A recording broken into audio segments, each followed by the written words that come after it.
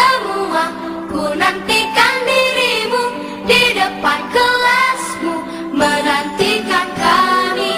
Guruku tersayang, guru tercinta, tanpamu apa jadinya aku? Tak bisa baca tulis, mengerti banyak hal. Guruku, terima kasihku. Nyatanya diriku kadang buatmu marah, namun segala maaf kau berikan. Oke, selamat pagi, salam sejahtera atau salam sehat untuk kita semua. Di sini dan di Bapak akan membagikan video-video yang hasil kiriman Ananda sekalian, ya. Adapun video pembelajaran ini terdiri dari video buka ini dan juga nanti akan Bapak putarkan 10 orang yang bagus nilainya. Ya, saksikan aja video berikut ini, video sederhana buatan Bapak ini. Sampai jumpa di pertemuan minggu ini, ya, di hari Jumat dan Sabtu. Nanti akan belajar biasa dan nanti ada ujian semester seperti biasa melalui GC. Nanti soal isinya berapa nanti akan Bapak umumkan, tapi pembelajarannya tetap minggu ini ada masuk. Untuk ujian semester nanti, ya, ada tambahan, kita akan ujian semester sejarah baik wajib dan peminatan, baik kelas 11 PS, khusus 11 PS dan peminatan itu hari Sabtu tanggal 11, sedangkan untuk sejarah wajib itu tanggal 10 Desember. Jadi belajarlah ya, itu sekedar info tambahan. Segera bayar lunas SPP dan bayar lunas kewajiban koperasinya, dan juga tolong ujiannya tepat waktu, jangan lama-lama. Nanti yakin lama nanti Bapak untuk memberi nilai. Dan ini ada 10 video yang Anda kirim yang ujian evaluasi khusus, dan inilah video-video yang terbaik. Saksikan dan terima kasih, saksikan sampai habis. Terima kasih. Siang, perkenalkan, nama saya Bulan Aisuci dari kelas 12 IPA 1, ingin menjawab ujian lisan dari mata pelajaran sejarah. Pengaruh kejatuhan Orde Baru dengan perkembangan reformasi sekarang, yaitu pengaruhnya pola masyarakat yang ikut berubah seiring berubahnya pola pemerintah dari Orde Baru ke Orde Reformasi sekarang. Perubahan ini terjadi dalam bidang kehidupan politik, ekonomi, sosial, dan budaya. Perbedaan setiap pemilu yang diselenggarakan oleh pemerintah atau negara dari pemilu 1955 sampai pemilu 2014 dan pengaruh terhadap situasi ekonomi dan politik zaman sekarang, yaitu pemilu 1955 memiliki 2 gelombang, yaitu gelombang pertama memilih anggota DPR dan gelombang kedua memilih konstituante pada tanggal 15 Desember 1955. Anggota TNI atau Polri boleh ikut memberi suaranya. Pemilu 1971 diikuti oleh 10 parpol, ada 26 daerah pemerintah pada pemilu 1971 dengan jumlah pemilih sekitar 58 juta orang. Dan pemilu 1977 sampai 1997 dengan adanya Undang-Undang Nomor 3 Tahun 1975 tentang partai politik dan Golkar, maka jumlah parpol beserta pemilih menjadi sedikit, yaitu 3 parpol.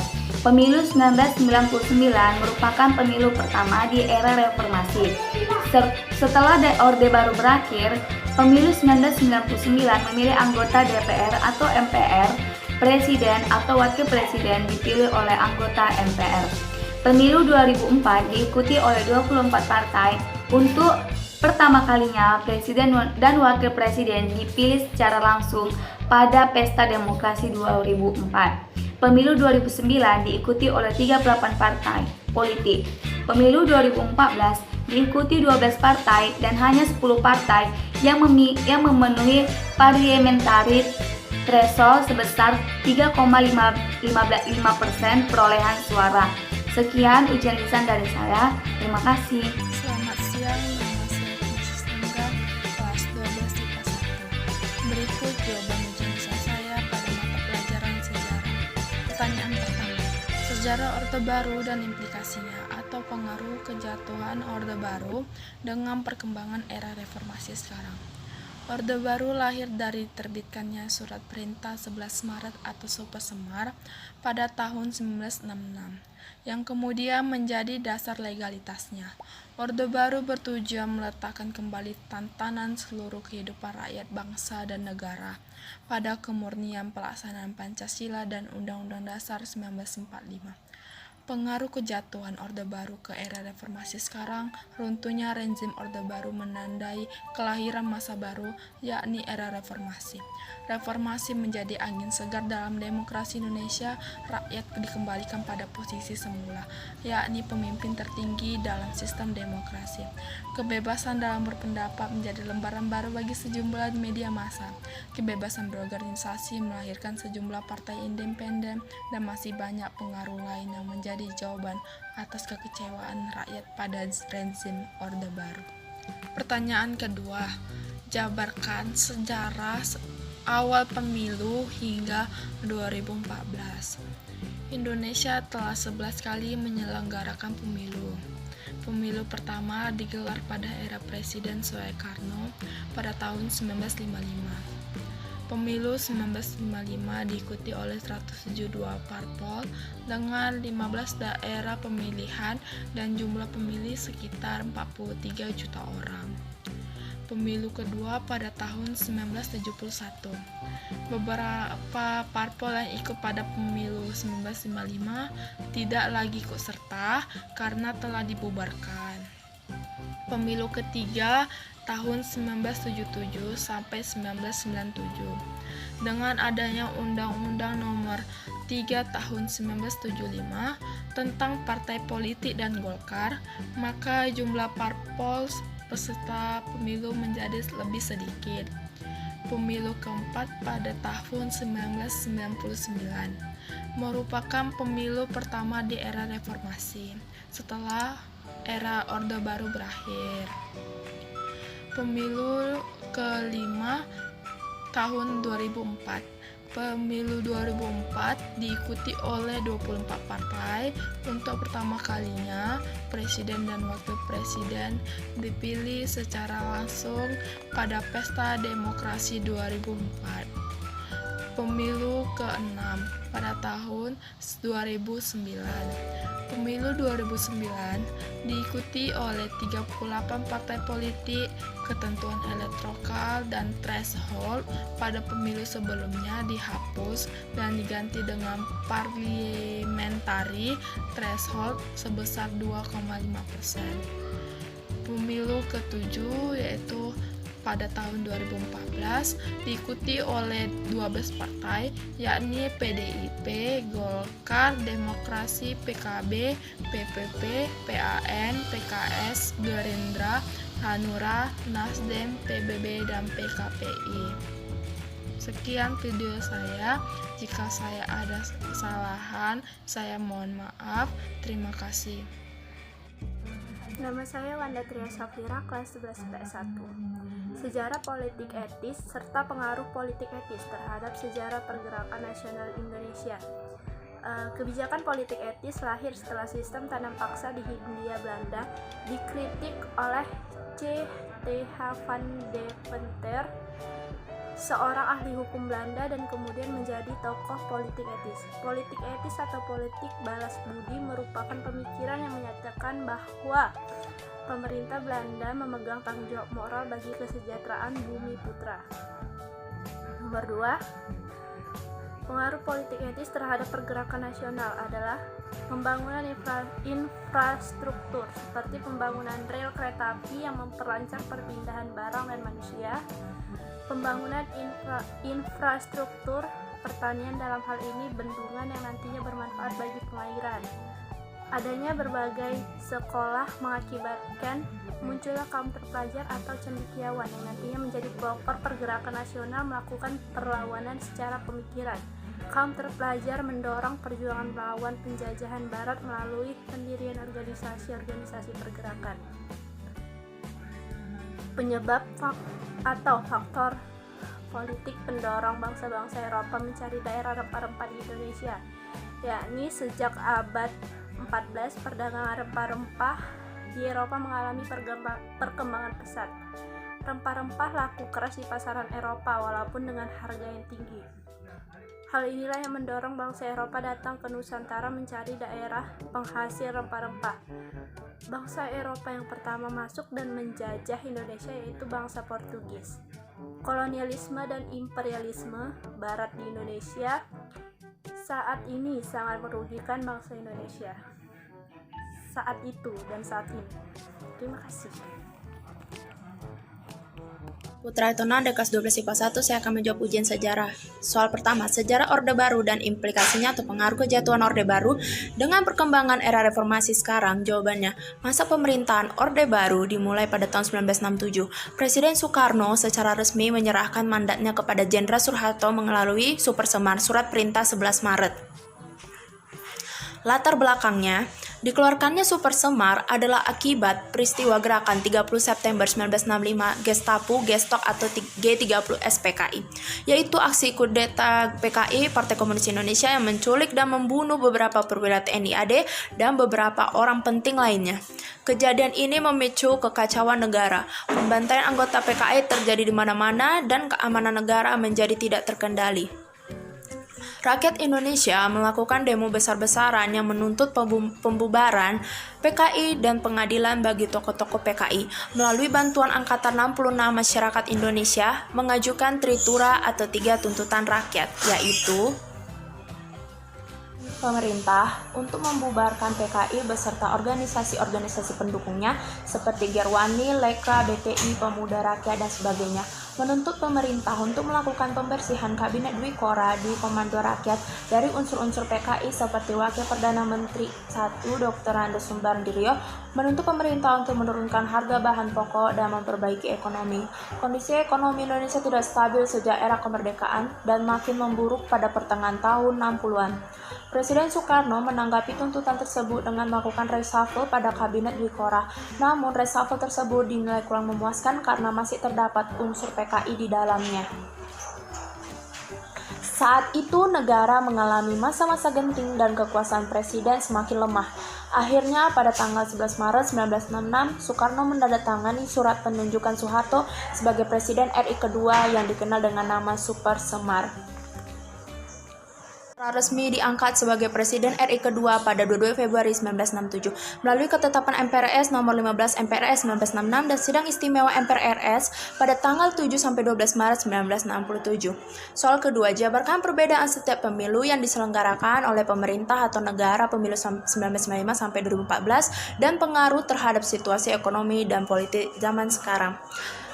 Jawabannya itu adalah pemilu dilakukan Indonesia telah 11 kali menyelenggarakan pemilu. Pemilu pertama digelar pada era Presiden Soekarno pada tahun 1955. Pemilu 1955 diikuti oleh 172 parpol dengan 15 daerah pemilihan dan jumlah pemilih sekitar 43 juta orang berdasarkan data Litbang Kompas. Kursi yang diperebutkan sebanyak 257 kursi DPR. Dan kedua, pemilu 1971, beberapa parpol yang ikut pada pemilu 55 tak lagi ikut serta karena telah dibubarkan seperti Majelis Syuro Muslimin Indonesia atau Masyumi, PSI, dan PKI. Undang Nomor 3 tahun 1975 tentang partai politik dan Golkar, maka jumlah parpol peserta pemilu menjadi lebih sedikit.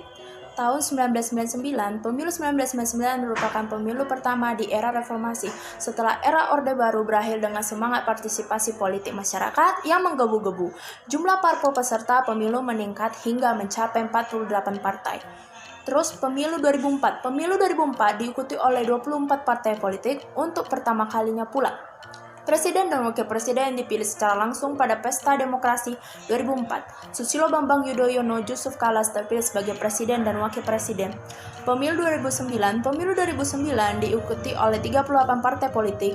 Ketentuan elektoral threshold pada pemilu sebelumnya dihapus dan diganti dengan parliamentary threshold sebesar 2,5%. 2014. Pemilu 2014 diikuti oleh 12 partai yakni PDIP, Golkar, Demokrat, PKB, PP, PAN, PKS, Gerindra, Hanura, Nasdem, PBB, dan PKPI. Dari 12 partai itu hanya 10 partai memenuhi parliamentary threshold sebesar 3,5% perolehan suara. Demikianlah ujian lisan saya, terima kasih. Nama saya Leni Nataliani Simanjuntak dari kelas 12 MIPA 4. Jadi sejarah awalnya masa Orde Baru adalah adanya seminar 2 yang dilakukan oleh Angkatan Darat di Bandung, di mana dihadiri oleh tokoh-tokoh Angkatan Darat dan tokoh-tokoh sipil. Mereka mengoreksi kebijakan pada masa Soekarno, dan mereka berupaya untuk mengubah tatanan pemerintahan dengan semangat pemurnian Pancasila dan Undang-Undang Dasar 1945, di mana mereka mengajukan adanya Orde Baru. Orde Baru ini tidak menolak untuk kepemimpinan dan pemerintahan yang kuat di masa peralihan. Kemudian awal jatuhnya masa Orde Baru adalah terjadinya peristiwa G30 SPKI, di mana para jenderal senior dibunuh oleh pengawal istana. Kemudian mahasiswa mengajukan pendapatnya dengan mendemonstrasikan Tritura pada 11 Maret. Dan Soeharto diduga memaksa Soekarno untuk menandatangani Super Semar ini, dan Super Semar ini merupakan cikal bakal perpindahan kekuasaan negara ke tangan besi Soeharto. Kemudian pada saat itu juga krisis finansial terjadi pada tahun 1997, di mana dengan katanya Soeharto terpaksa meminjamkan dana dengan tujuan untuk pembangunan negara. Tapi pada kenyataannya tidak ada terjadinya pembangunan negara dan malah terjadi krisis yang semakin melonjak. Kemudian para mahasiswa mendemonstrasi serta membuat kericuhan pada masa itu dan membuat Soeharto mengundurkan diri dan beralih kepada masa era reformasi, di mana kekuasaan tertinggi kembali pada rakyat dan bebas berpendapat terjadi dilakukan pada masa era reformasi. Kemudian perbedaan pemilu yang terjadi dari tahun 1955 atau pada masa Orde Lama sampai tahun 2014 pada masa era reformasi sekarang. Pada masa tahun 1955 merupakan salah satu pemilu pertama yang dilakukan oleh Indonesia, di mana pada saat itu terjadi keramaian. Adanya arak-arakan menggunakan mobil untuk kampanye, di mana juga para pedagang, para penjual para penjual banyak yang mudik ke kampung mereka untuk memberikan hak suara mereka.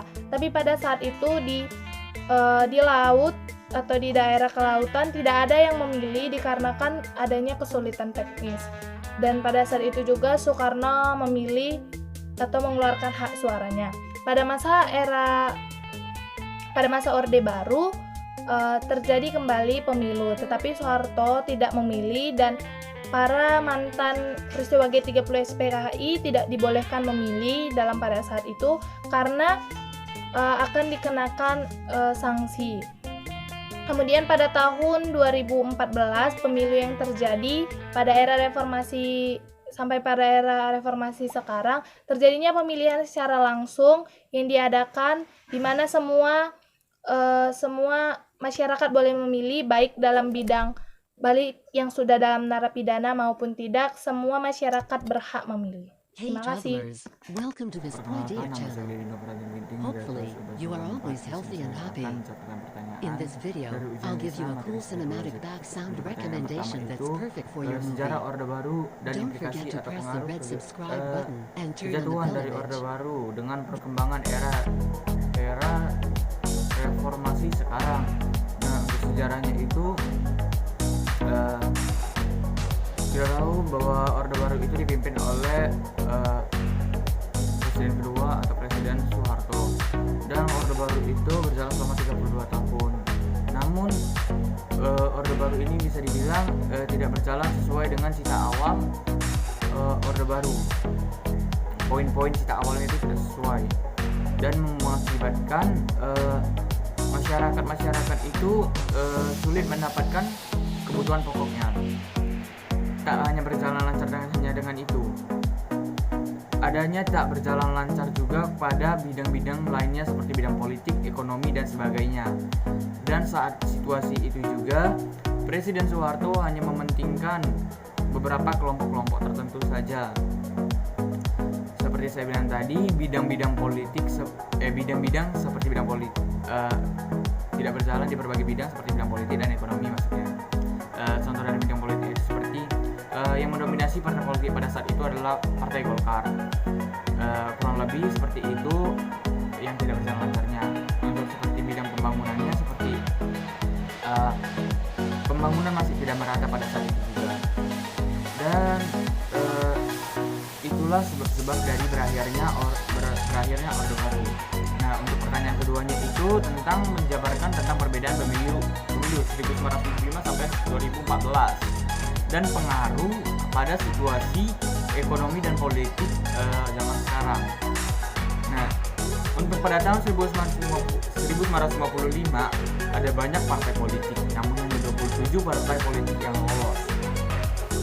Dan pada tahun 1960 itu pemilihan tak hanya wakil presiden dan presiden, tetapi dengan adanya pemilihan DPR juga. Tetapi pada tahun 1960 juga itu dibubarkan dan dibentuk DPR-GR. Saya ulang, maksud saya tadi pemilihan DPR tadi itu juga berdasarkan UUD 1945. Itu terjadi karena menolak RAPBN yang diajukan oleh pemerintah. Untuk pemilu pertama pada masa Orde Baru itu pada tahun 1971 dan itu masih berasaskan asas Luber. Dan untuk pemilu berikutnya itu dilaksanakan 5 tahun sekali dan itu sudah berasaskan Luber Jurdil dari 1977, 1982 dan seterusnya. Seperti saya jawab dari pertanyaan satu tadi, bahwa di bidang politik itu pada saat masa Orde Baru itu yang mendominasi adalah Partai Golkar. Sekian dari saya, kurang lebih atau salah kata saya minta maaf. Sekian dan terima kasih. Selamat pagi, nama saya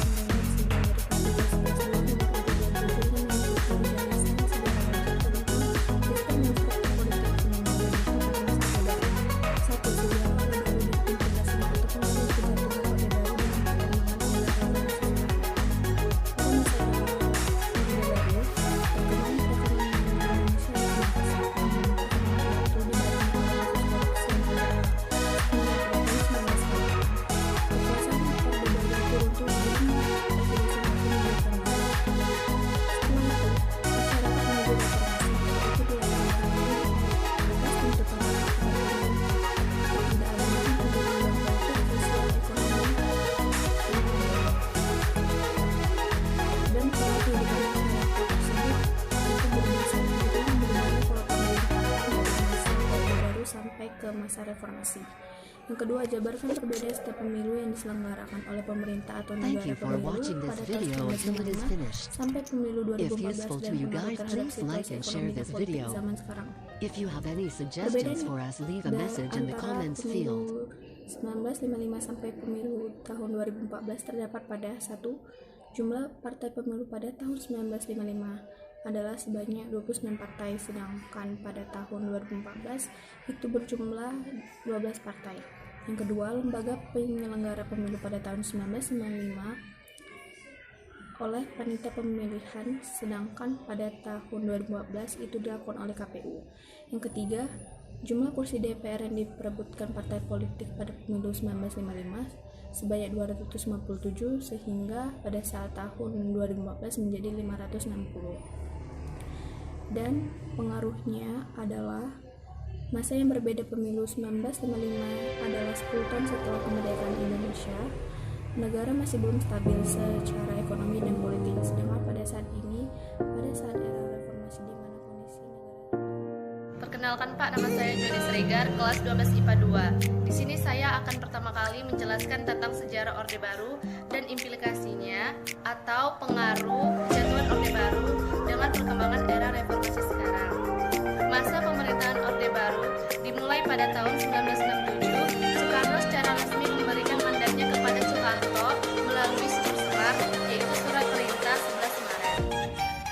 Latar belakang terjadinya Super-Semar ini adalah peristiwa G30 SPKI.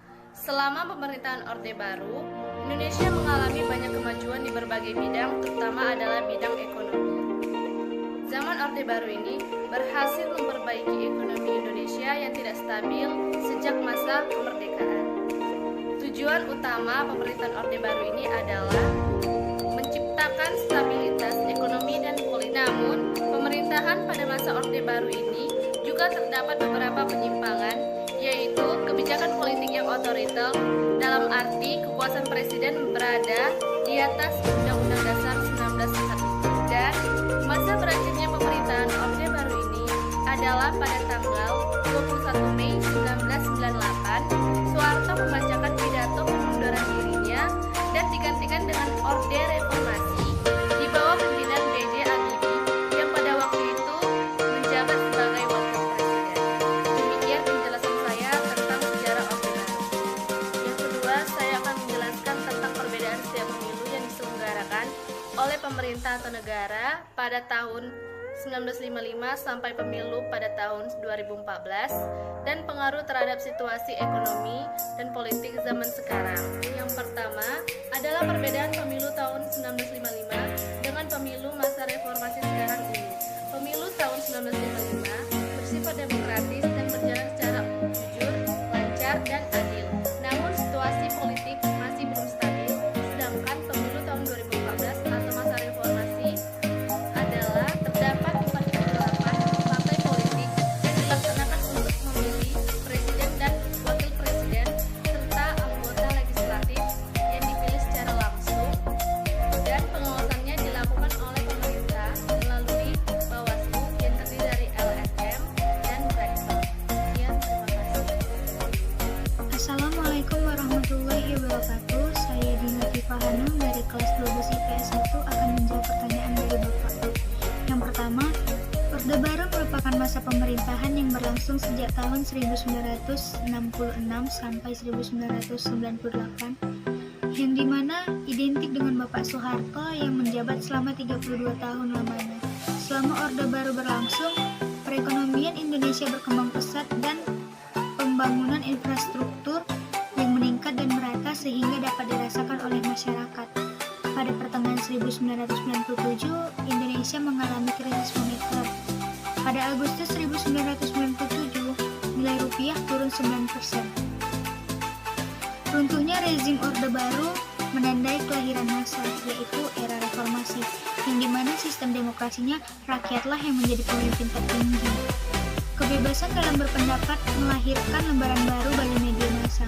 Kebebasan dalam berorganisasi melahirkan sejumlah partai independen. Nama saya Tessa Ludika SS Purba dari kelas 12 PS 2. Organisasi global maupun regional yang didirikan atas latar belakang kesamaan visi dan misi dan tujuan kerjasama antar negara yang saling menguntungkan. Berawal dari perseteruan antara kelompok Blok Barat dan Blok Timur atau AS dan VS, dalam periode inilah Indonesia mulai menjalankan politik bebas aktif untuk ikut serta berkontribusi dalam perdamaian dunia. Sistem ekonomi sosialis dan kekuatan PKI yang mendominasi politik dan ekonomi Indonesia.